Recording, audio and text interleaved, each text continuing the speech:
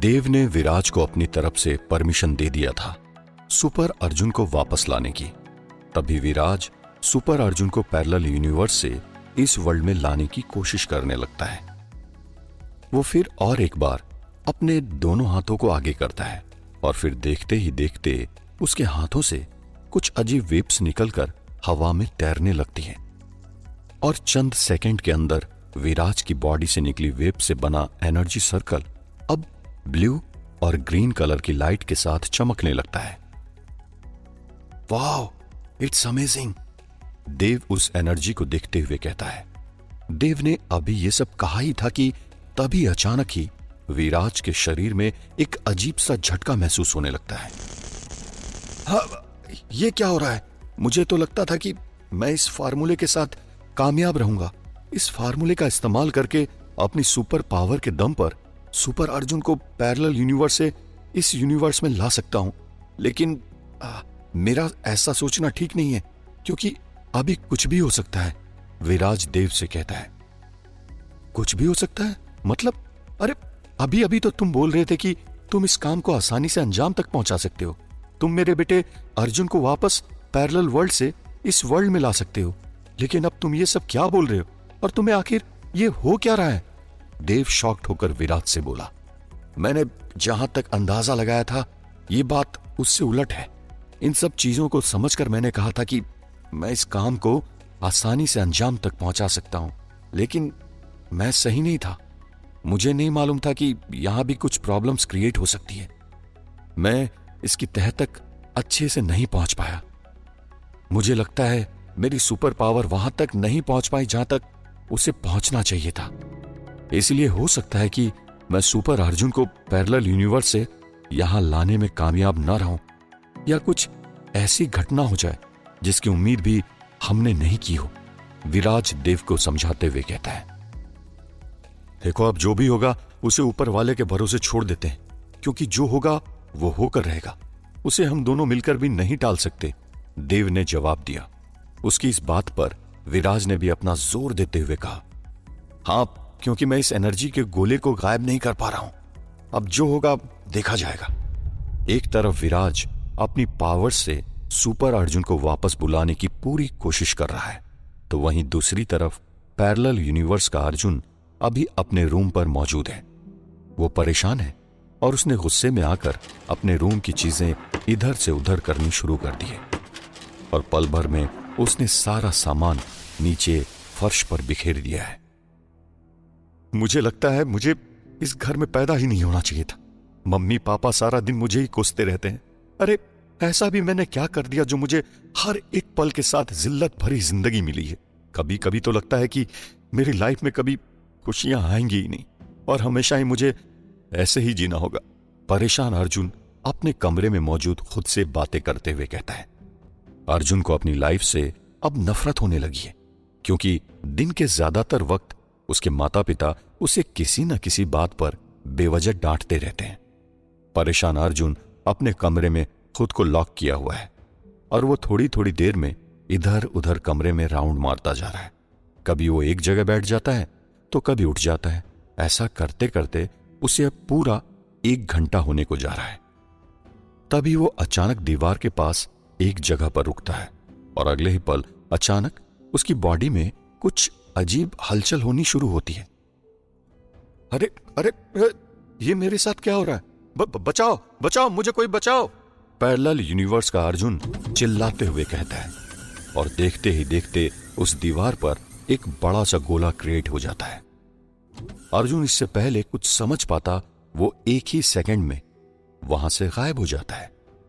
चंद second के अंदर अर्जुन गायब होकर कहीं दूसरी जगह पहुंचता है जहां दिन की तेज धूप खिली हुई है।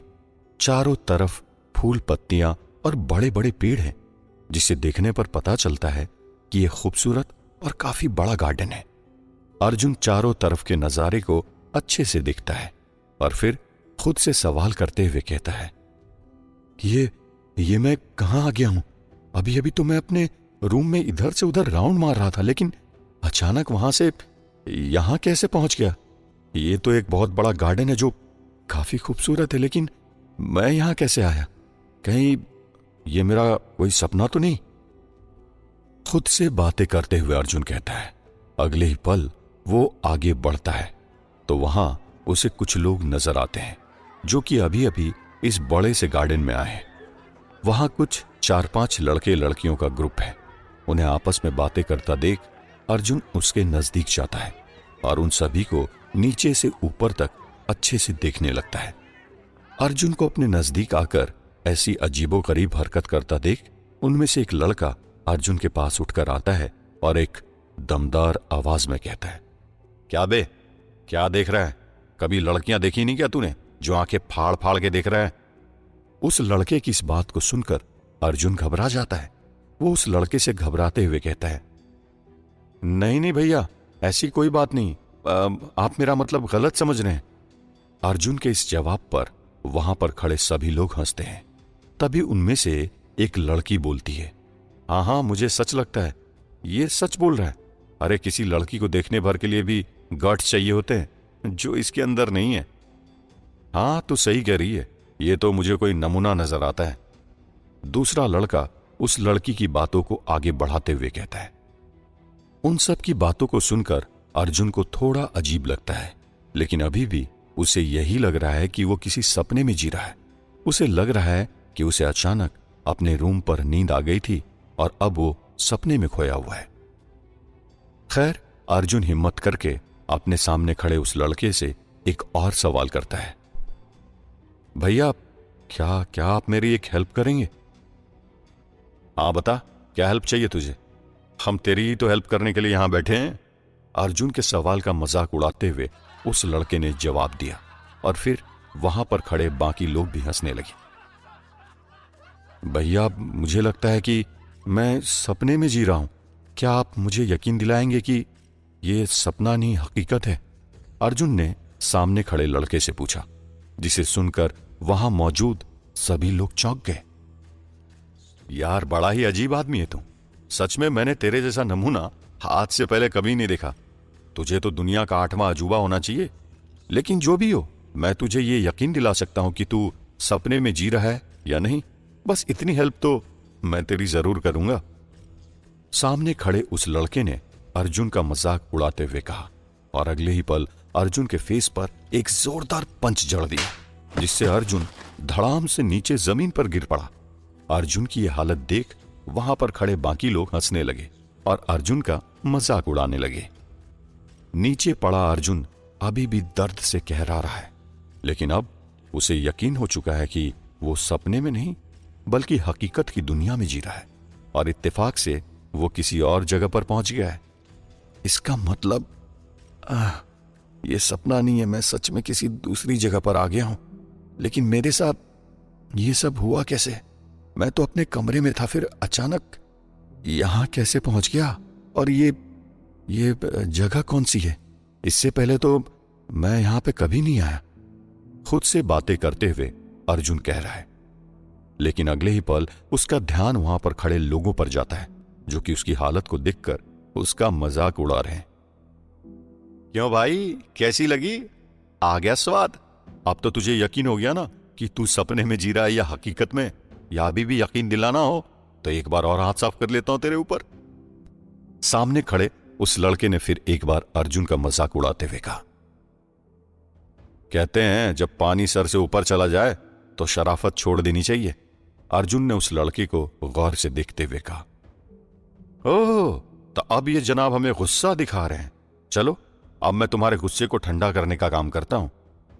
ऐसा कहते ही उस लड़के ने फिर एक बार एक जोरदार पंच अर्जुन के फेस पर जड़ने के लिए अपना हाथ उठाया, लेकिन इस बार उस लड़के का पंच अर्जुन के गाल तक नहीं पहुंच पाया।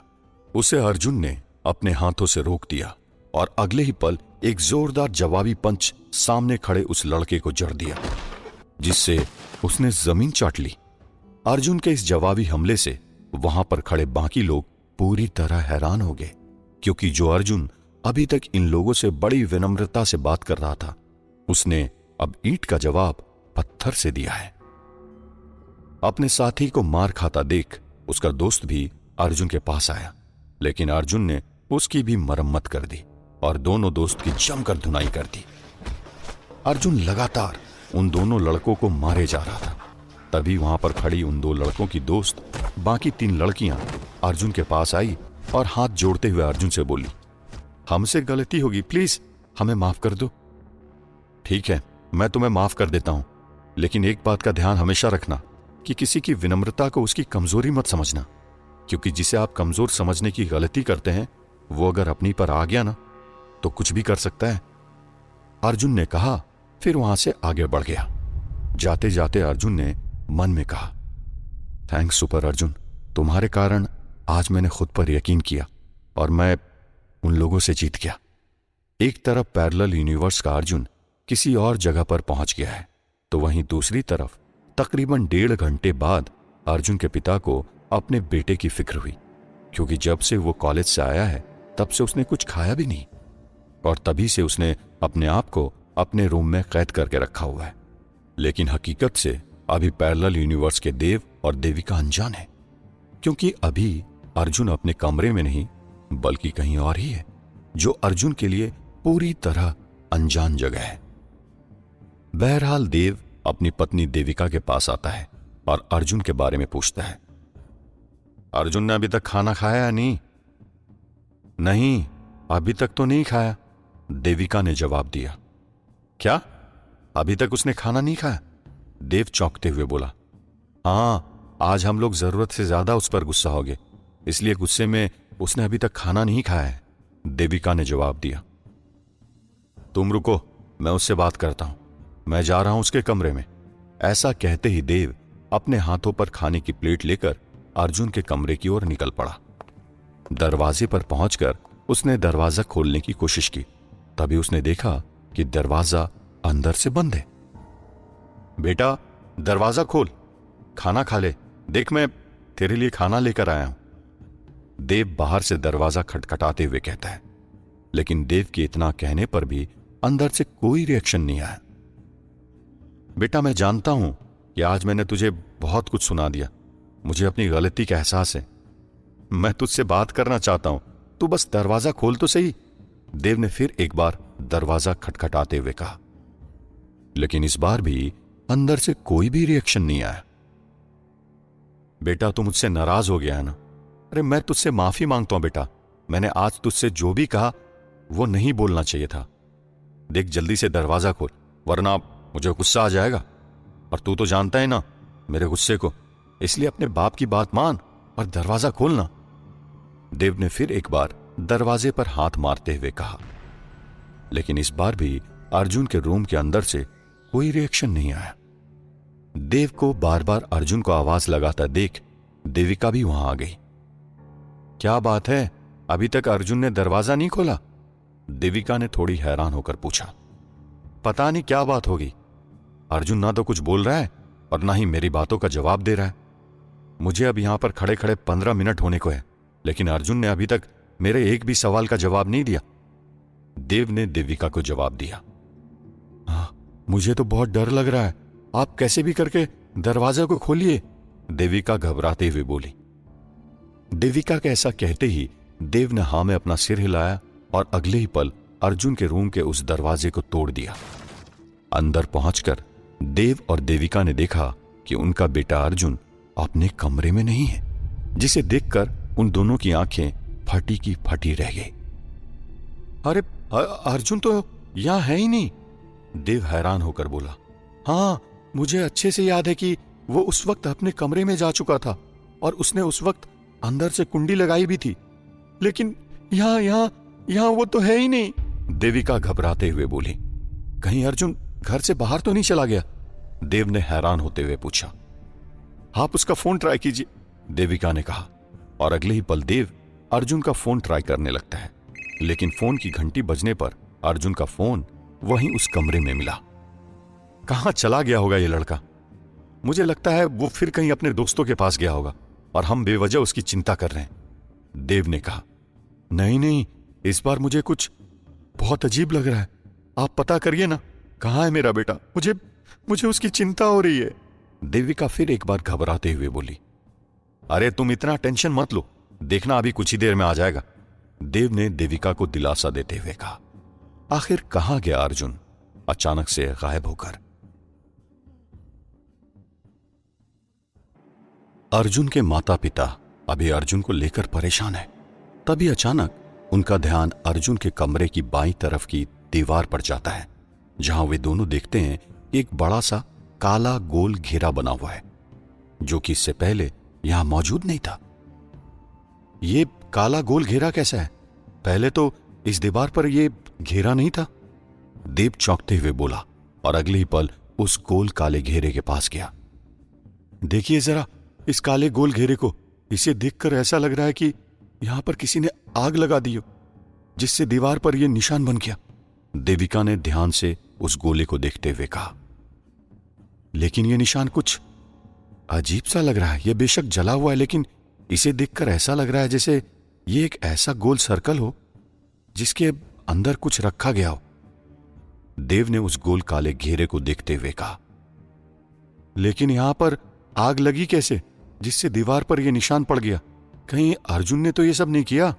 देविका ने उस गोल निशान को देखते हुए कहा, हां, मुझे भी यही लगता है। उसने गुस्से में आकर यह सब किया और फिर घर से चला गया, देव ने जवाब दिया। ऐसा बर्ताव तो अर्जुन ने पहले कभी नहीं किया था, लेकिन आज शायद वो बुरा मान गया, क्योंकि मुझे लगता है कि हम दोनों की बातों ने उसे बहुत चोट पहुंचाई है, इसलिए वो चला गया। देविका ने एक अजीब मायूसी भरी आवाज में बोली। ओहो, तुम फिर से वही पुरानी घिसी पिटी बातों को लेकर बैठ गई। मैंने कहा ना, वो अपने दोस्तों के साथ बाहर कहीं गया होगा, बस अभी कुछ देर में आता ही होगा। देव देविका को दिलासा देते हुए बोला। आप मुझसे झूठ बोल रहे हैं ना? मेरे मन को तसल्ली दे रहे हैं ना कि अर्जुन वापस लौट आएगा? वो काफी गुस्से में था, इसलिए मुझे नहीं लगता कि वो अब वापस आएगा। देखिए अब शाम के 8 बजने को है, और अगर वो घर आने वाला होता तो अब तक आ जाता। आप कुछ करिए, उसे ढूंढने जाइए ना, क्या पता बाहर कहीं बैठा हो। और अगर वो सच में अपने दोस्तों के पास गया हुआ है तो कैसे भी करके आप पता करिए कहाँ है वो। मुझे उसकी बहुत चिंता हो रही है, देविका ने कहा और फिर रोने लगी। अरे तुम रोना बंद करो, कुछ करता हूं, चिंता मत करो। ऐसा कहते ही देव बाहर को चला गया। अब रात के 9 बज चुके हैं। देविका घर पर अभी भी अपने बेटे का बेसब्री से इंतजार कर रही है, लेकिन बावजूद इसके उसका बेटा अर्जुन अभी भी अपने घर नहीं लौटा। देविका अभी अपने बेटे को याद कर ही रही होती है कि तभी देव भी थका हारा घर वापस आता है। अरे आ गया, और ये आप अकेले आए हैं? अर्जुन क्यों नहीं आया? कहां है मेरा बेटा अर्जुन? देविका ने रोते हुए पूछा, लेकिन देव देविका की इस बात पर कोई भी जवाब नहीं दिया और अपनी नजर नीचे झुका ली। अरे आप कुछ बोलते क्यों नहीं है? बताइए ना, कहां है अर्जुन? देविका ने फिर एक बार चिंतित होकर सवाल किया। तुम सब्र रखो देविका, अर्जुन जल्दी लौट आएगा, देव ने रूखे मन से जवाब दिया। अरे कैसे सब्र रखूं? देखिए ना, अब रात के 10 बज चुके हैं और अभी तक अर्जुन घर नहीं लौटा, और आप मुझसे कह रहे हैं कि सब्र रखो। आपने उसके दोस्तों से पता तो किया ना उसके बारे में? देविका ने फिर एक और सवाल देव से किया। हां, मैंने उसके तमाम दोस्तों से फोन करके पता किया, लेकिन अर्जुन किसी के साथ भी नहीं है। इसके अलावा मैंने उसे कई जगह तलाश किया, लेकिन मुझे वो कहीं नहीं मिला, देव ने थोड़ा रुक रुक कर जवाब दिया, जिसके बाद तो देविका का दिल बैठ ही गया। पता नहीं कहां चला गया होगा मेरा बेटा। मुझे तो डर है कि कहीं अब वो लौटेगा भी या नहीं, कहीं उसने गुस्से में आकर कुछ ऐसा कदम तो नहीं उठा दिया जिससे हम अपने आप को जिंदगी भर कोसते रह जाएंगे। क्योंकि आजकल के बच्चों का कोई भरोसा नहीं, वो अपने माँ बाप की बातें ज्यादा नहीं सुन सकते, और वैसे भी हमने अर्जुन को कई बार काफी भला बुरा कहा है। देविका ने रोते हुए कहा। अरे क्या फालतू बकवास किए जा रही हो तुम? जैसा तुम सोच रही हो ऐसा कुछ भी नहीं होगा, समझी तुम? हालांकि ये बात सच है कि हमने अर्जुन को कई बार भला बुरा कहा है, लेकिन वो सब उसी के भले के लिए कहा है। वो ऐसा कुछ भी नहीं करेगा जैसा अभी तुम सोच रही हो, देव फिर एक बार देविका को समझाते हुए कहता है। पर देविका चुप नहीं होती और लगातार जोर जोर से रोने लगती है। एक तरफ दूसरे अर्जुन को लेकर उसके माता पिता परेशान हैं, तो वहीं दूसरी तरफ अब यह खबर काम्या तक भी पहुंच गई है कि अर्जुन अचानक घर से गायब हो गया है, जिस कारण उसे भी अर्जुन की चिंता होने लगी। यह अर्जुन अचानक कहां गया? मैंने जब उसे कॉल किया था तो उसका फोन भी उसके पापा ने ही उठाया। आखिर कहाँ गया होगा मेरा अर्जुन? काम्या परेशान होकर खुद से बातें करते हुए कहती है।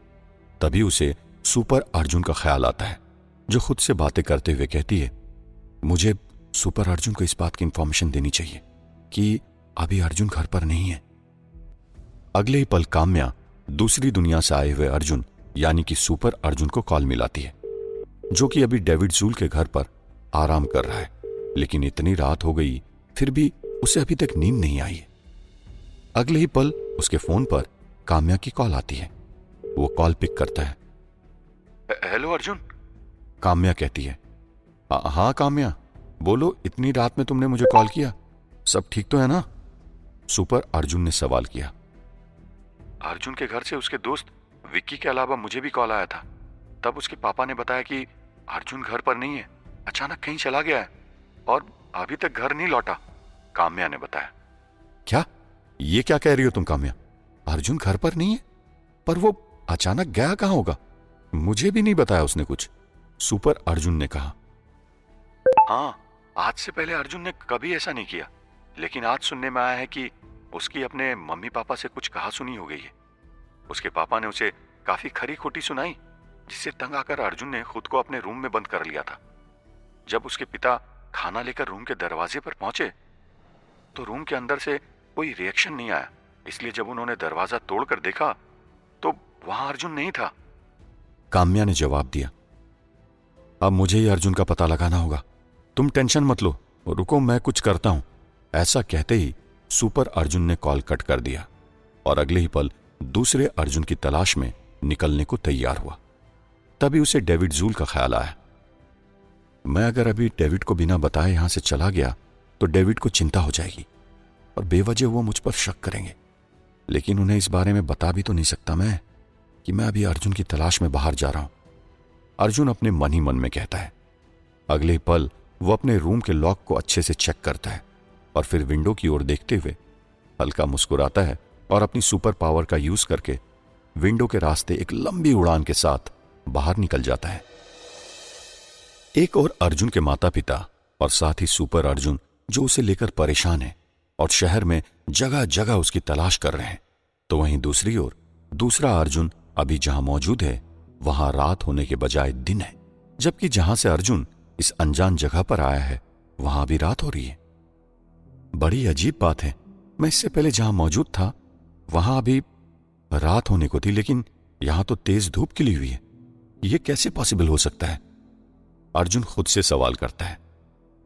अब अर्जुन उस बड़े से गार्डन से बाहर निकल आया है जहां अभी अभी उसने कुछ लड़कों को सबक सिखाया था। पीछे गार्डन में जो लोग मुझे मिले थे वो हिंदी ही बोल रहे थे। इसका मतलब ये बात तो श्योर है कि मैं तो इंडिया में ही हूं, कोई दूसरी कंट्री तो नहीं पहुंचा। लेकिन यहां अभी दिन हो रहा है। मैंने जहां तक इंडिया के बारे में सुना है वहां तक तो मुझे पता है कि पूरे देश में एक समान ही दिन रात होती है। ऐसा तो कभी नहीं होता कि मुंबई में दिन हो रहा हो और दिल्ली में रात।